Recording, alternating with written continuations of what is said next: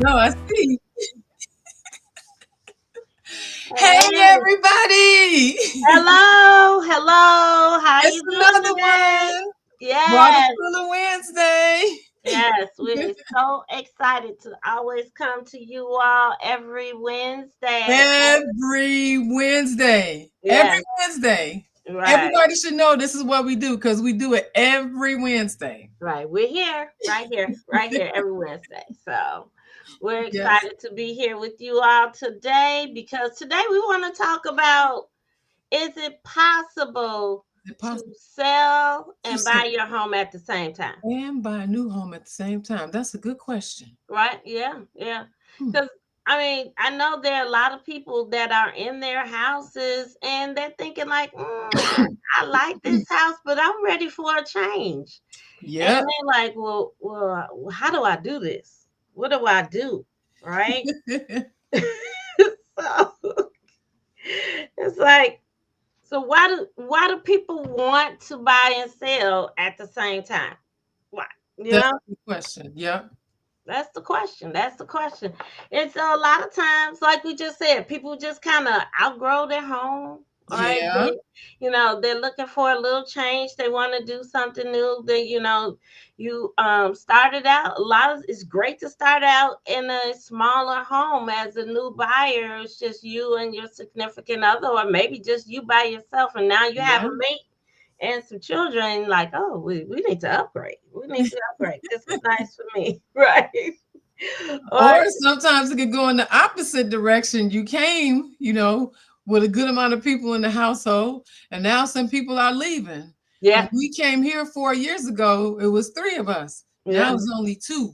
yeah, and that's it, right? In my house, we started out with four, and we're down to like two and a half because he's half in, half out, right? I'm only gonna give him a half, right? So, Right. Right. this is the time where either you're an empty nester, or Yeah. what we call is a moving on upper, right? Right. Well, Or another thing, relocator. yeah, Yeah, because definitely I used to work in relocate. that field, and people, they have people doing that all the time, just moving from place to place. Sometimes it's an opportunity. You're working your way up the ladder, as they say. And Hmm. so as you're doing that, they may tell you, listen, that we really need you to work in this area. Well, this area might be 3 states over, Yeah, or or sometimes it may not be that far, but maybe it's an hour or 2 hours away. That's still, you don't yeah. want to commute that every day. So Right. So you want to move. You want to move closer to your yeah, job, right? So yeah. there's definitely different reasons why you want to do it. But as a lender, what's some reasons why you think people, want to do it? Well, I'm glad you mentioned that because I am the lender. My name is Lisa J. All White. I'm the right. house money mama with Nexa Mortgage, where brokers are better. And we are here on this podcast every Wednesday. I co-host with the lovely. Dion Branch from Allure Dream Homes, broker by EXP. And we like to hold your hand throughout the whole home buying process or selling process. So, That's right. And today we're going to talk about both. So the question was, as a lender, what are some of the things that need to be taken into consideration when somebody has to sell a home and buy a home? Um, mhm. so let's talk a little bit about some of the challenges that people can sometimes experience, like closing, when you have to time the closings, because that's usually a pretty big deal when you have to sell a house and buy a house at the same time. Is will you be able to get the money out of the house, then use it to put as a down payment on the new house? Because if you're going to do that, then obviously the house has to be sold, or you have to have the money from somewhere. Right. In order to be able to have it as part of the transaction for the new house. So that's one of the things that people think about. Um, you would probably know more about this than me, but as far as the actual contingency, what does that look like from the real estate side? Having to do a contingent sale as opposed to a non-contingent sale. For me, it's really just a matter of the numbers. So what I would say is probably the biggest thing is the first thing I would look at is qualifying. How do you qualify? So is it something where, because I've done both. I've done it where people qualify to buy a new house without doing anything with the old house. So they don't have to be contingent. I can qualify them because based upon, if you've been around us long enough, you've heard these acronyms that we use all the time. So the big one, the DTI, the debt to income ratio, I have to calculate that. And if the debt to income ratio is within acceptable parameters, if it's not too high, then we would actually be okay for them to buy the new house without selling the old house. Right. On the other hand, it might be different, and we have to get a little more creative if the debt to income ratio is going to be too high with carrying both mortgages. In other words, having to be responsible for still paying the old mortgage and then also taking on the payment of the new mortgage. If having both of those at the same time is going to make the debt to income ratio too high, then now we want to look at, okay, so what are some other ways that we can set up the transaction? So obviously it could just be, the solution that you don't really have a choice in, which is, okay, I can't afford to buy a new one until I sell this one, so I got to wait until I sell this one. Mhm. Mhm. One thing Right. to think of. But another thing you could think of is, like, for example, how much money do you have in the home? Maybe you might look at a bridge loan or a HELOC. A bridge loan basically would be, it's really something that investors use a lot too. They'll use it because it's very, very short term financing. So a bridge loan essentially is a loan they'll give you for like maybe 6 months or something like that. And what happens is you'll get the money at the closing of that loan, and then you can use that money to help you to purchase the new house, even though you have not officially sold the old house yet. Mhm. Okay. So that Okay. would be one thing that you could do. A HELOC would work similar because a HELOC is a home equity line of credit. But of course, once you sell the house, then the HELOC is going to have to be paid. So the proceeds that you get out of the sale of the home will actually go toward paying back the equity line of credit that you Right. got out of the other house. And that's important when selling the house, when you're talking or deciding on these different loan strategies. Hmm. So as Lisa was saying, like a HELOC, they're taking the equity out of the home, giving you another loan. So now when we're selling the house, we have to make sure that the value of your home is actually more than the HELOC, as well as if you still have another mortgage on the home, and then you also need some money for your down payment for the new home. So, it's always good to discuss these things beforehand before you go into a plan, and make sure that you've Yeah. covered all the cases. Yeah, so. Yep, excellent. Now there is something that doesn't really get talked about so much, but it is an option now. It's a BBYS, or that stands for buy before you sell. That is actually a thing. So it's pretty much similar to a type of bridge loan, but it's specific to when people are doing a purchase and they don't want to sell their home before they buy the new home. So this allows them to buy before they sell. So what happened is they have a whole setup for it. I've looked at it. I haven't done one, but I have looked at the parameters for it. So I've got to make sure I'm familiar with all the loan products in case I need it. So with the buy before you sell program, the way that's going to work is it's almost like a relocation package for you. So they assess your house, and so like what you were saying, Dion, excuse me, Mhm. as far as knowing what the value is, what they would be able to sell it for. They do a whole calculation of what that's going to look like, and then based upon those numbers, they say, okay, we would offer to buy your house within X amount of months. If you do not sell it in the meantime, we will pay this money for you'd be able to get into the new house. So it's a whole little program that they Mhm. do. Now I'm going to be honest, it's not, because a lot of times, hear stuff, you have to always have this mindset. If it sounds too good to be true, it probably is. So The caveat to that is going to be that the parameters surrounding that are not going to be as attractive. Like for example, what you think that you should get for your house is probably not what they're going to offer. They're probably going to lowball you on the house. But as long as you've got the money and you sell the house yourself, it doesn't end up being a problem. But sometimes people don't like the well, I should get X, Y, Z from you. Well, yeah, Yeah. if we weren't giving you this money to allow you to buy another house first, then yes, you can do that. Mm-hmm. But they Right. still give you so many months, I believe like 6 months. They allow you. So if you don't sell the house, right away, you still have time to market the house and sell it for the actual value that you feel you should get for. But that is something, to keep in mind. It's Right. an option. And if you need to utilize it, it's there and available as long as you qualify. Yeah.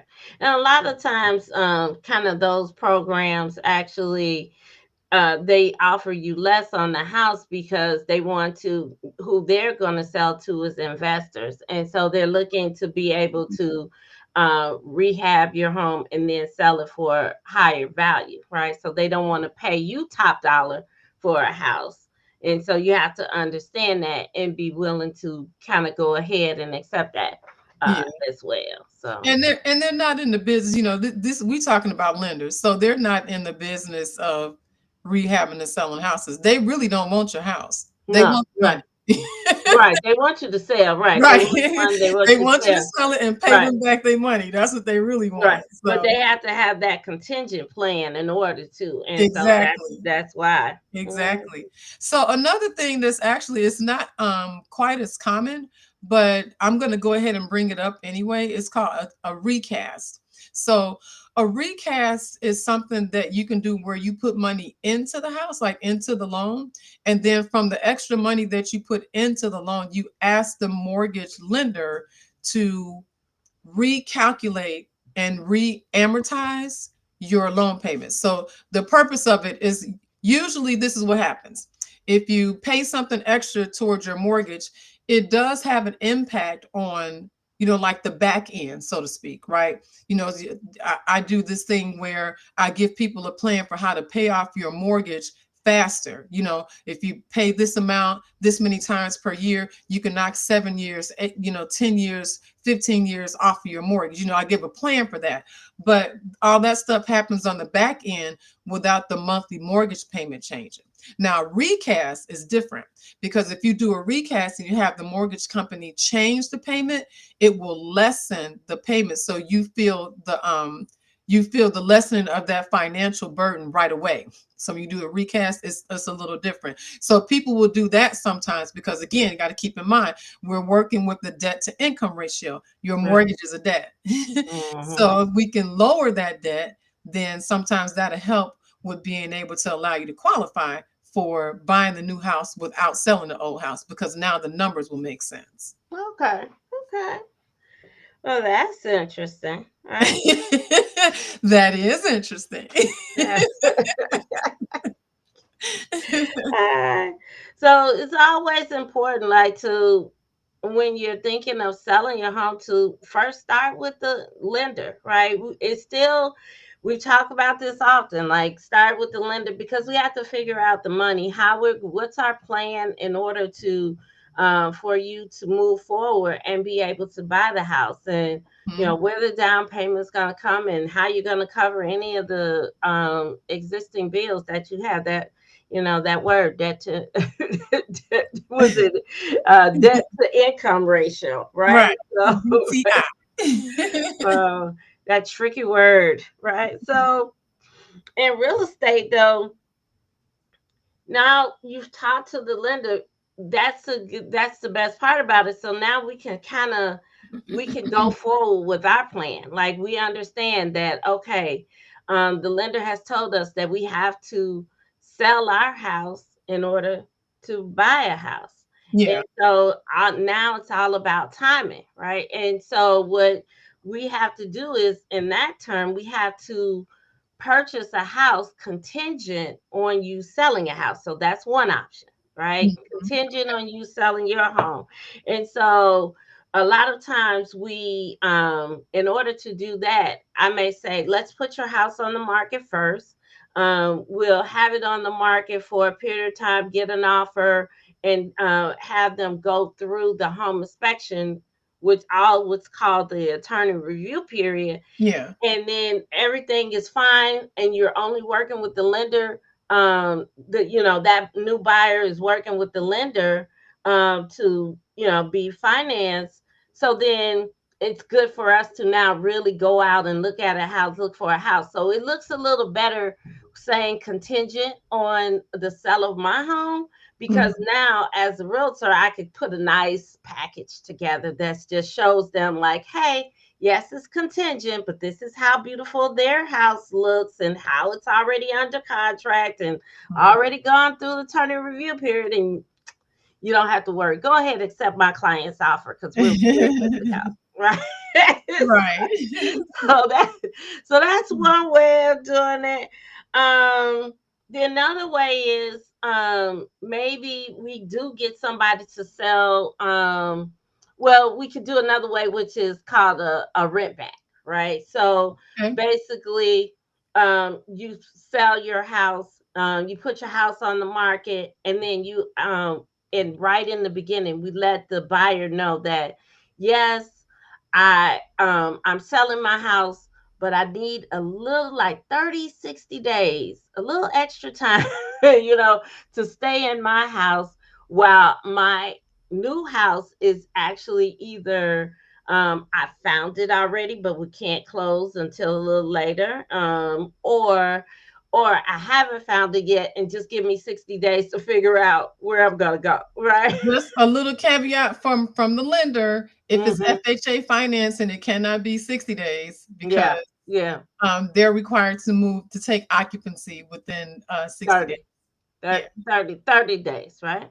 Yeah, you can no, they need to occupy within 60 days. Well, 60 days, right? So, Yeah. yeah, typically you're asking for 30 to 60 days, buyback, and that's it. Like Lisa's saying, that's the max you can actually do. Yeah. Um, right. And so at that point, you have to go. And the rent back is you're actually paying the new buyer. You already agreed on a rent that you actually pay to stay in your house for that time period. All right. Yep, The so other those are all one, done up front. No secrets, no yeah, no secrets. everything is already agreed upon right up front, so everybody knows what they're dealing with, so Yeah, yeah.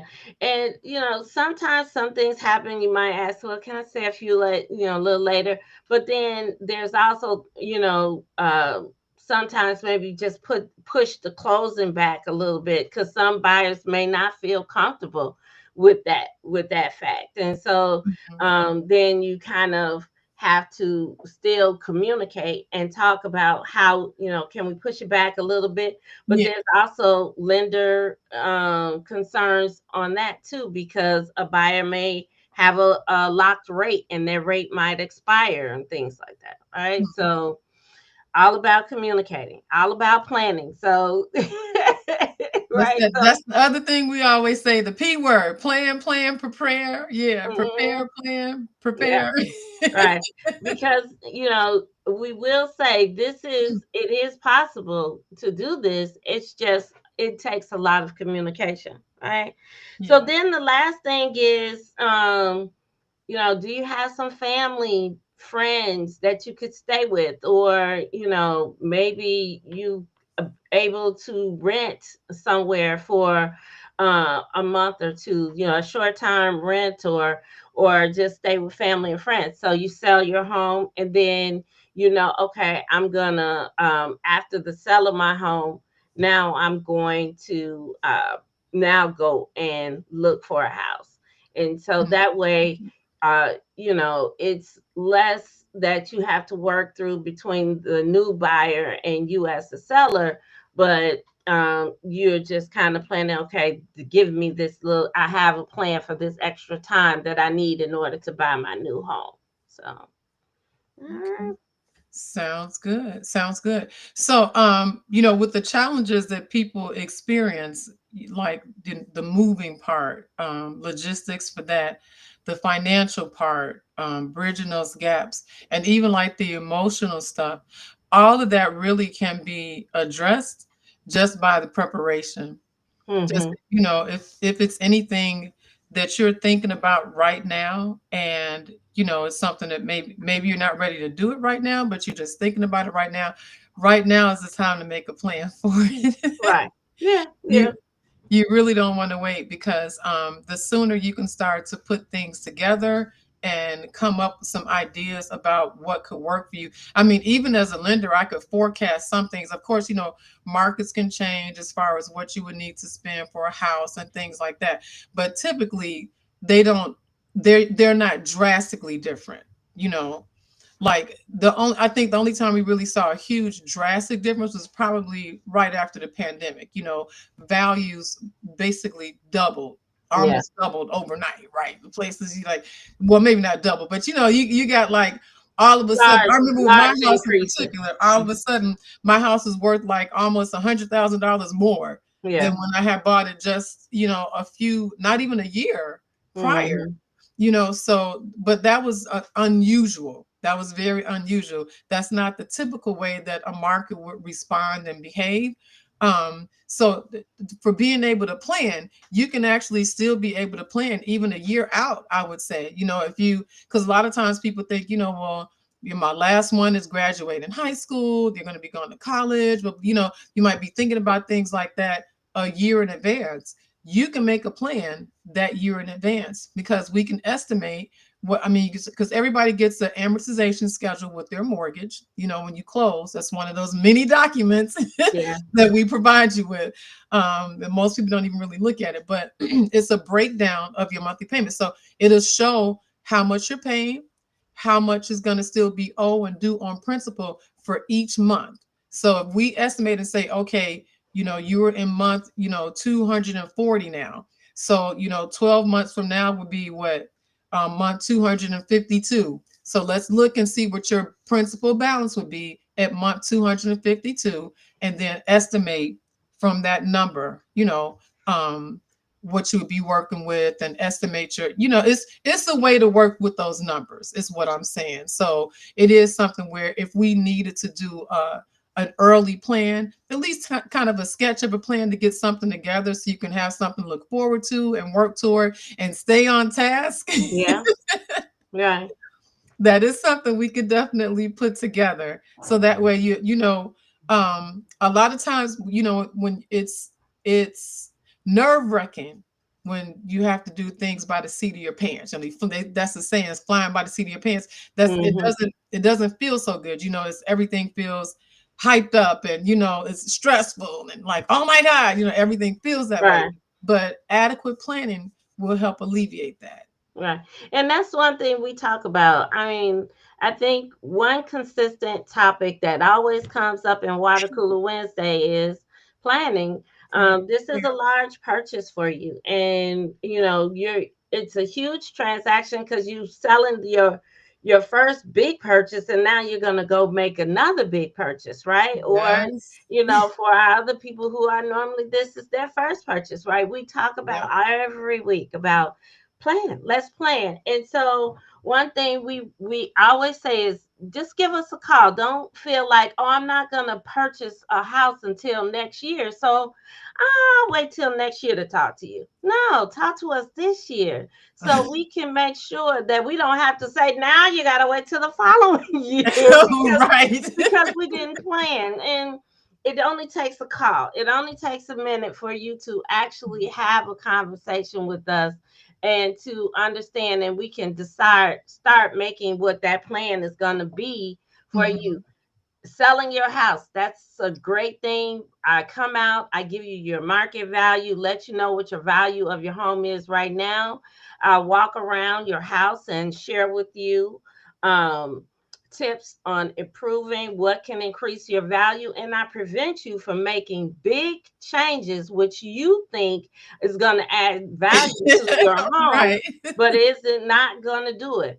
I mean, Yes. last years in water cooler previous, we had an appraiser come out. People were like, "Well, I bought a gold toilet.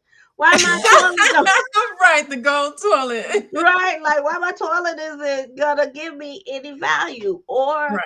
you put granite countertops in the environment where that's really doesn't have granite countertops. So Yeah. now you're overvaluing your home where you can't really actually get that value for your home. Don't do that. Give me a call. Don't do that. Right. Don't do that. Give me a call and let's talk about it. And then once we get what your value of your home is going to be, we're going to talk to Lisa, right? And Lisa's going to tell you what? What you going to tell them, Lisa? So I'm going to talk to you about what all you need to do to be ready to get into that new house. Right. Yeah. I'm Yeah. basically going to recap, from what we said earlier in this episode in regards to, excuse me, just, the preparation, forecasting, looking at numbers, determining, so one of the things that we both, I think, do a really good job of is because I get in your business. She'll tell you I get in Yeah. your business. So that's going to happen. But we both do a good job, I think, of just finding out who you are and what are you trying to accomplish, Yeah. because we tailor our services based upon who you are as an individual and what you want to achieve, because ultimately you could have 15 different people that want to sell and buy, but they could have 15 different motivators or reasons. They Right. could have 15 different places where they intend to be. They could have 15 different financial scenarios. So all of those things would be things that we would talk about in order to help you get financially prepared Right. Yeah. to go Yeah. to your next. Yeah. Because you're not the same as your cousin. Just so you know. Not the same. Not the same person. So That's right. We all different. we all different, right? So we did it again. We're here. Another We're one. Another right. one. Every Wednesday we're here for you. So we want to see you again next Wednesday after this one. Thank you. Have a good night, everybody.